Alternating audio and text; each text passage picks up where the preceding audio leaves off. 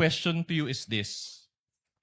Did VP Sara directly say her statements to BBM, FL, and the former speaker? Well, the fact na sinabi niya yan in public, Again, Your Honor, definitely narinig May we yun ask ng for a more presidente. responsive answer? Attorney Latok, kindly answer. The answer is actually quite obvious. It's a simple question. Did the Vice President utter those statements directly towards the persons allegedly threatened? We believe so, Your Honor, because the utterances was made in public. So what's the answer? Did We believe so, VP Sara directly say those statements to BBM, FL, and the former speaker? Askan answered. He said, we believe so. But we did not get a responsive answer, Your That's Honor. the Can answer. we You ask didn't the get it. witness to give a more responsive answer? That's his answer. We believe so. Yes, that's a yes. That's so clear. Without putting words into the mouth of the witness, I will be the one to ask. Attorney Latok, you meant yes, right? Yes, sir. Proceed, counsel. All right. So page 15 of the affidavit of transcription, also by Agent Kalilong of the NBI, dated December 26, 2024. Can we show that video and then provide the appropriate transcript? Can you play that again, please? Yung speaker mo, pinabayaan mo siya na gustuhin ang pera ng bayan. Paikot-ikot sa buong bansa,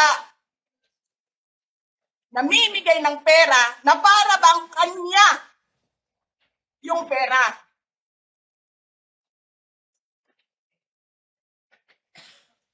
Eh di ba nga, lagi niyo sinasabi separation of powers? Anong trabaho ng legislative branch? Gumawa ng batas.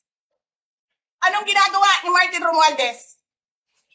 Nagdidirect ng DSWD, namimigay ng ayuda,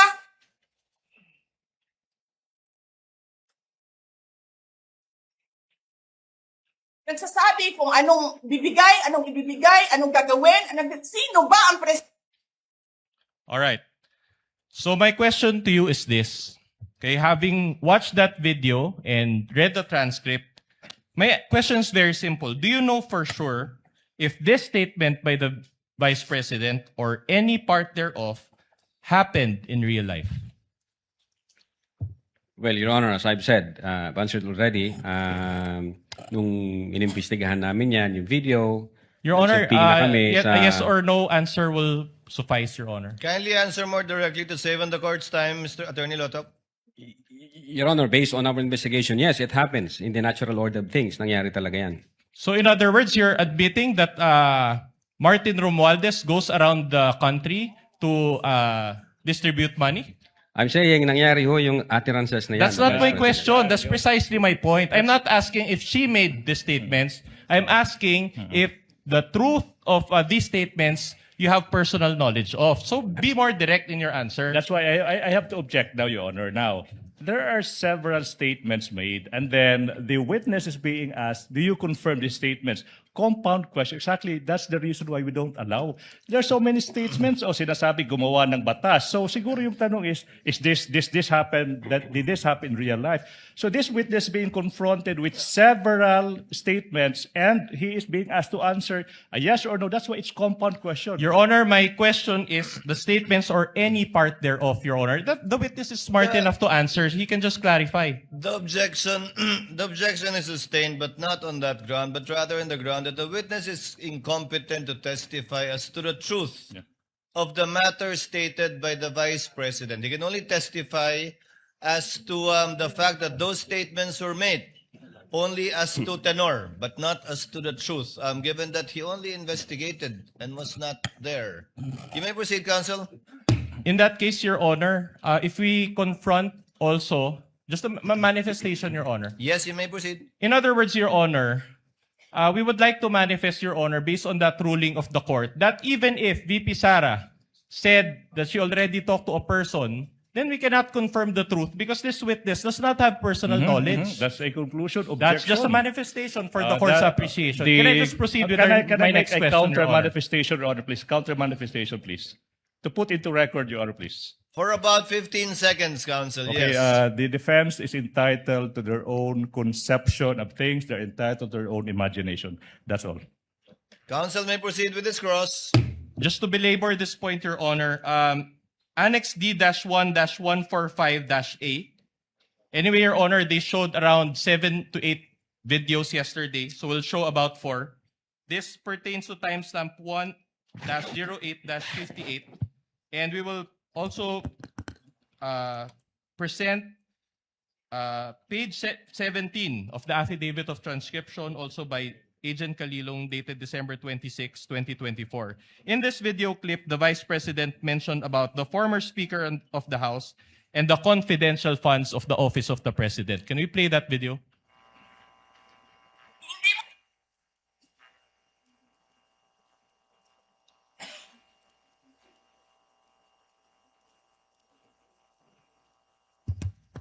hindi ka nga dumadaan ng contest eh.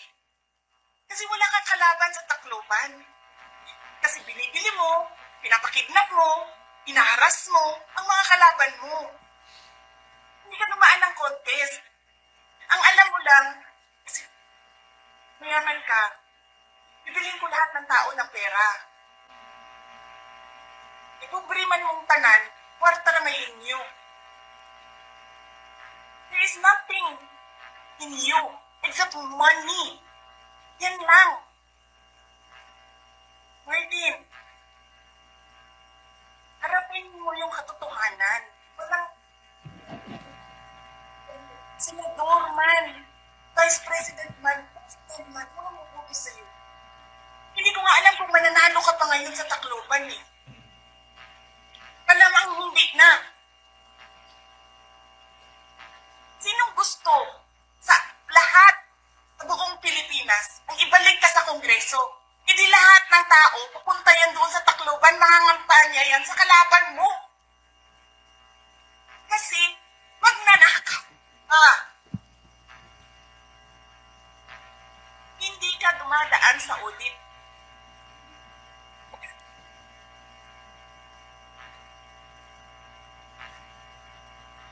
Milyon-milyon, buwan-buwan, certification lang ng congressman. 1 million, 2 million, pirma lang. Alam nyo, bakit alam ko? Kasi may MA din ako. May MA ako sa DepEd, may MA ako sa OBP. Pero sa amin, sa akin, nire-require ako ng resibo ng COA. Pero alam ko, certification lang ang kailangan. Pero nagko-comply ako. Bigay nyo lahat ng resibo. Pero ikaw, pirma mo lang, hindi mo nga ata pirma yan, pirma lang ng staff mo yan. Milyon-milyon dyan sa Committee on Accounts, lumalabas ang pera. Pirma nyo lang.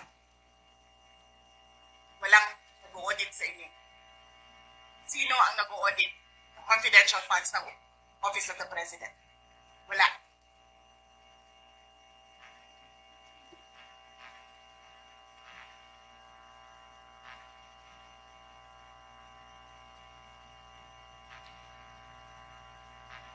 Yan ang Pilipinas. Yan! Ang bagong Pilipinas.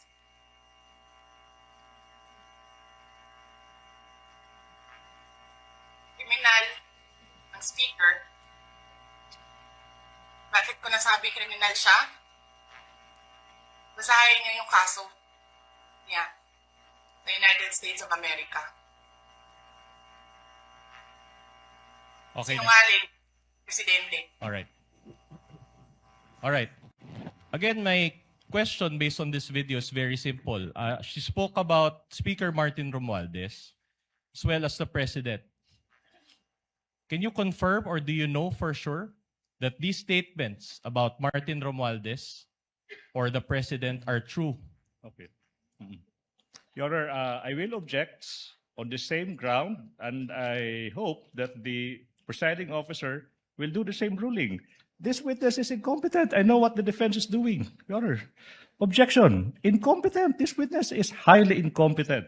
as to whether he knows whether those statements are in fact What's the ground happening. for the objection? Can we just be informed of the ground for the objection? I just said it. Incompetent. This witness Can we is get the ruling, incompetent. Your Honor?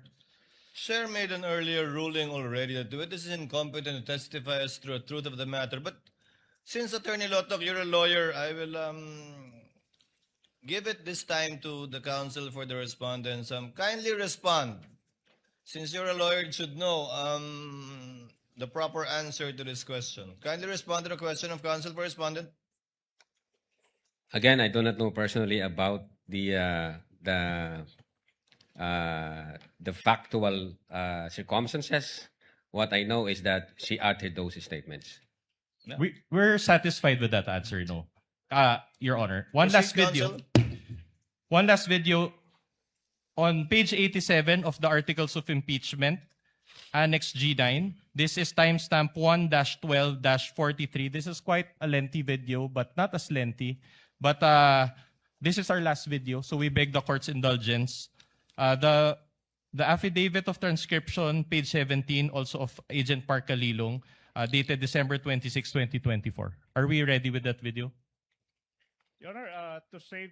Counsel for the prosecutors. because I know the counsel will ask the same question. So to save time, Your Honor, please, since the Your counsel... Honor, what Oh, is wait, the wait, wait. objection? I'm not yet done. I'm not yet done. Kindly let the counsel for the prosecutor finish. Relax. Now, Your Honor, if the same line of question will be asked, okay. Your the Honor, wait, I'm not yet cannot done. he cannot I'm not preempt, yet Your done. Honor. I'm not yet done. The prosecution is willing to stipulate that, yes, the Vice President uttered that statement as to the fact of her uttering the statement. We have a different question, Your Honor, just to satisfy his query. All right. So I guess the objection is withdrawn, or the manifestation is withdrawn, and counsel for respondent may proceed Play the with video, the please. showing of the playing of the video. At nang kainin ko, buffet. Kain dito sa House of Representatives. Alak. Lahat. Lahat ng juice, lahat ng mamahaling wine.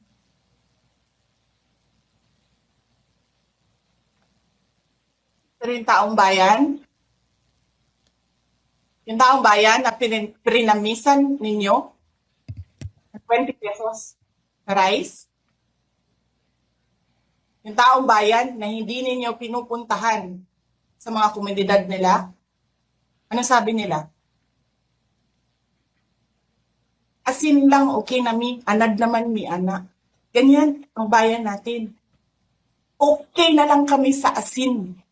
Saan ka nakahanap ng bayan na ang tao, because of their hopelessness, because there is no functioning government, umukay na lang sa asin.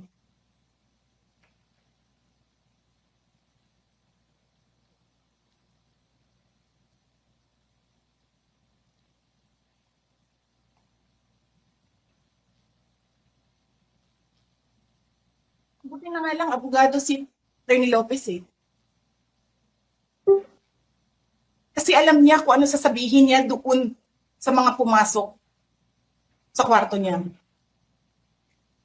Na take note, nagnakaw pa ng cellphone.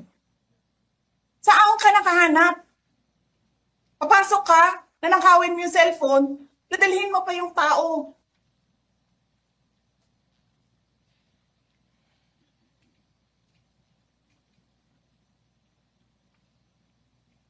Diba? Princess, you're raising your hand.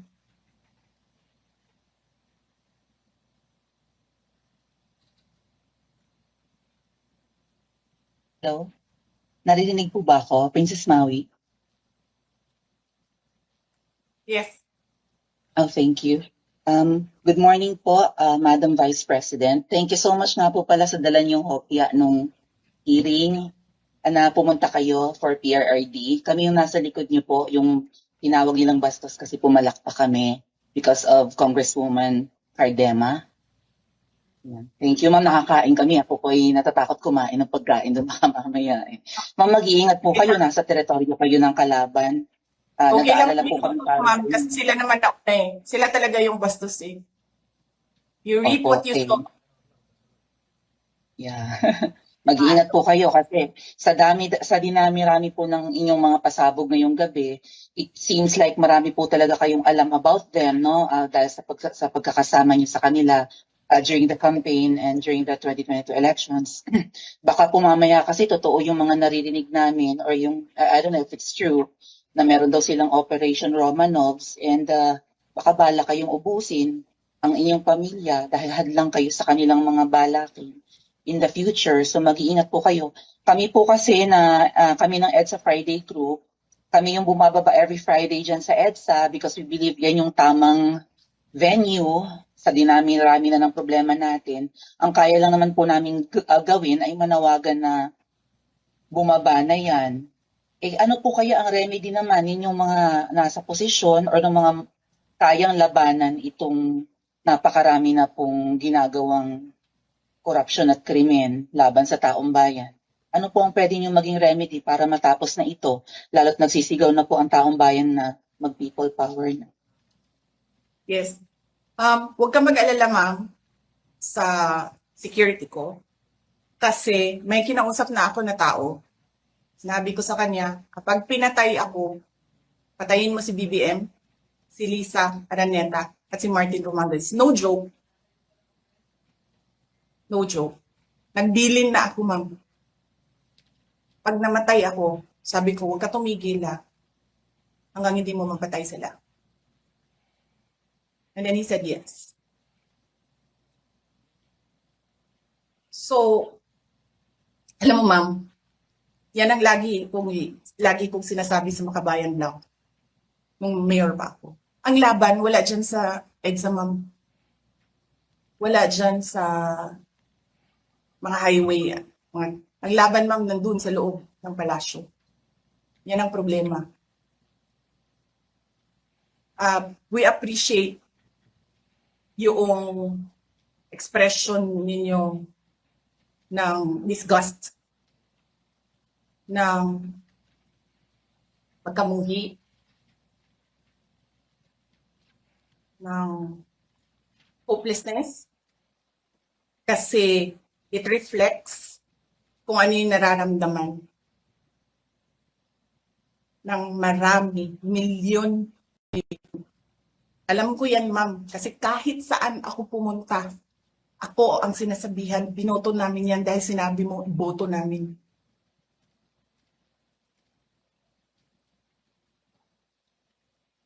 So, yes, ma'am. Maraming salamat sa ginagawa ninyo. Dahil sa ginagawa ninyo, I'm sure nakikita yan ang taong bayan and na-appreciate nila yan. Marami sa ating mga kababayan ang gusto sumali sa inyo. Pero sa sobrang hirap ng buhay ngayon, hindi nila maiwanan yung mga trabaho nila at hanap buhay nila para pumunta sa daan. Bakit sila naghihirap? Bakit? Dahil sa gobyerno. Di ba dapat yung gobyerno natin ang nagpapagaan ng buhay ng tao? Bakit ang gobyerno natin ang nagpapahirap lalo sa tao? Kasi gusto ba nila lagi na lang mahirap ang mga tao para madali mapasunod? May mga lugar kami sa Mindanao na ganyan ang mga politiko. Gusto nila mahirap lahat. E bahugan lang nila ang kwarta. Governor na sila, mayor na sila, congressman na sila. Hanapin niyo, ma'am, yung mga lugar na sobrang hirap sa Mindanao. Tingnan niyo anong gawain ng politiko. Pinapakain lang ng pera ang tao. Binabastos yung kanilang pagkatao dahil wala silang pakialam. Attorney Lotok, she said a lot of statements in that portion of Yes, the sir. video. In fact, that statement included the statement which you investigated, correct? Included in the transcription, sir. Yeah. All right. Now you get the point. My question to you is this. Can you confirm now that the statement she made about BBM FL, and the former speaker and the congressman relating to various acts of corruption are true and happened in real life? As to the existence of that utterances, yes, sir. All right, so you just admitted that the congressmen are all corrupt. As to Okay, the thank you for that. existence Thank you of for that. utterances, Objection. yes, sir. That is a foul side remark. She said The I wasn't counsel the is one who said it, twisting Your Honor. the answer of the witness. If the I may, witness can I was the one who finish? said yes. Counsel Can I for the finish? parties, kindly settle down. Can I finish? The witness said that he confirmed as to the fact that the utterances were made. That's why, Your Honor, I am objective. Kindly be more specific. Attorney Lotok, you know what's being asked for. Yes, sir. Finish and complete your answer to avoid the misunderstanding. Based on our investigation, as to the existence of that utterances, yeah, dahil may mga pieces of evidence kami. But whether or not nangyari yan, wala ho akong personal knowledge, sir. All right. In the same way, you also do not have personal knowledge that VP Sara contracted an assassin, correct? Your Honor, the video dated November 26, 2024, the Vice President reiterated. it's and in answerable by fact, yes or there no, Your was- Honor. How can he be? He is answering. How can he be? Counsels, kindly settle down. This is not a college debate. Attorney Lotok, the question was simple. Kindly answer the question directly. Yes, sir.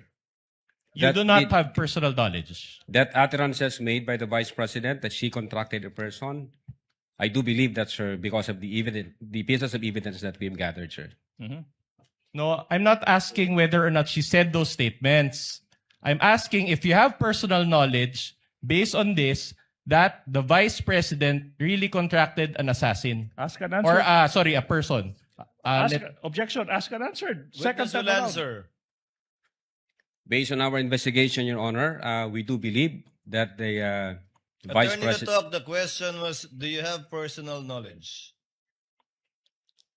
As to the fact of the utterances, and then when the Vice President reiterated that in Attorney November Lotok, you're a 26, smart yes, sir. man. Just answer the question. Do you have personal knowledge? You said that as to the other parts, you do not have personal knowledge.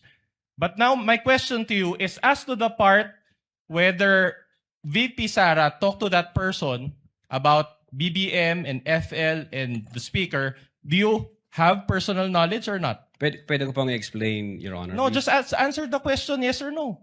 Your Honor, I think Attorney Lotok, this is not the first time you attended a trial. I'm sure counsel for the prosecutors and redirect will be able to clarify whatever you want to clarify. But in the meantime, answer the question of counsel for the respondent. Yeah. We do believe that the Vice President had contracted, but I don't have personal knowledge. Kung personal knowledge ang gusto niyong malaman. Pero we do believe based on the evidence that we've gathered and based on our investigation. Thank you may for proceed, that counsel. admission. All right. The press con was broadcasted to the general public, correct? Social media, sir, yes. In other words, everybody listening to it could hear the statements made by VP Sara. We believe so, sir, yes. Are you aware that the Vice President is a lawyer? Yes, sir, of course. That he has, of course, a law degree and passed the bar exams? Yes, sir. With a first attempt and with a rating of 80%, are you aware of this? I heard it in the news, sir. Oh, she has a higher grade than most of the lawyers here. But are you aware that she also worked as a objection court attorney? relevance, Your Honor. Relevance. Objection Counsel for the relevance. respondent, kindly avoid those Yes. We will comply, Your disparaging Honor. statements, given that there are a lot of lawyers here and you don't know what their grades are. We will comply, Your Honor.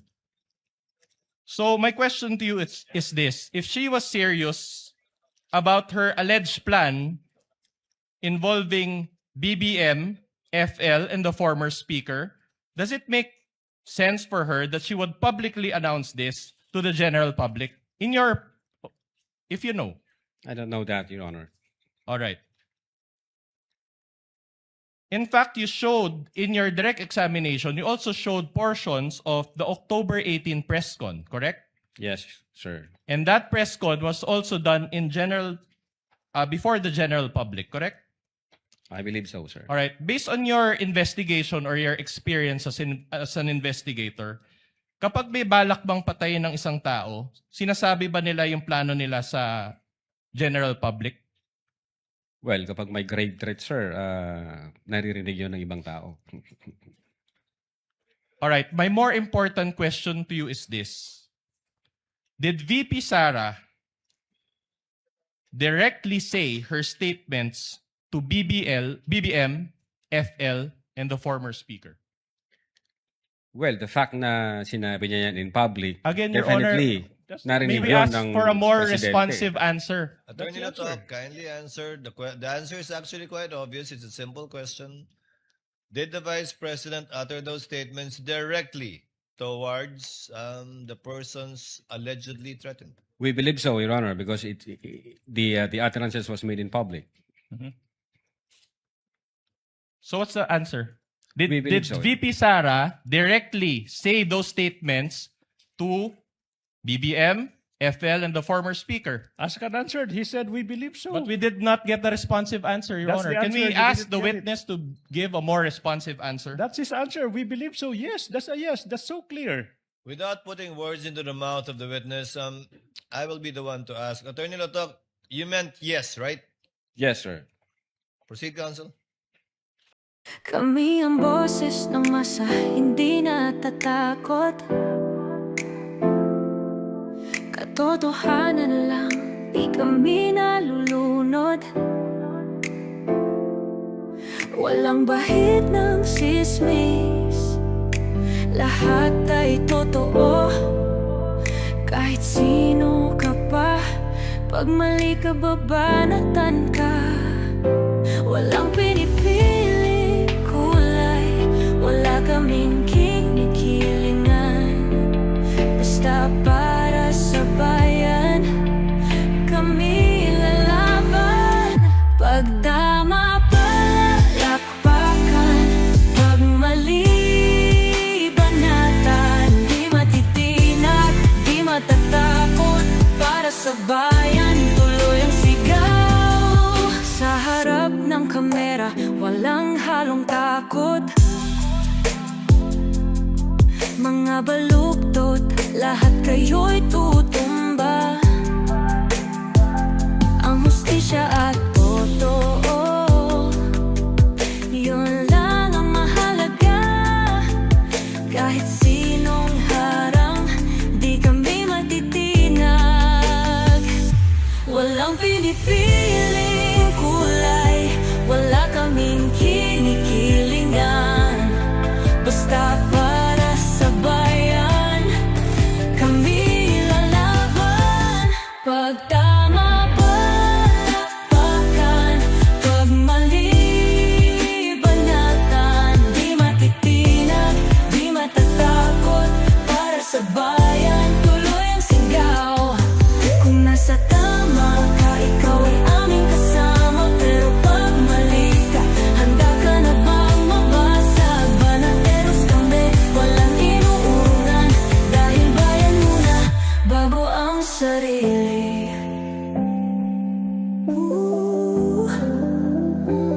Bago ang sarili.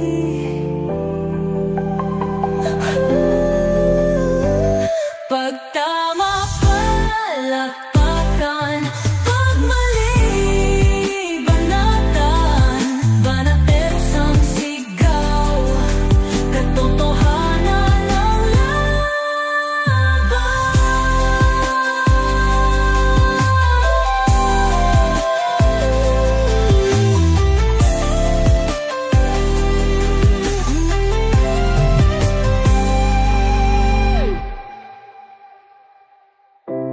Sa harap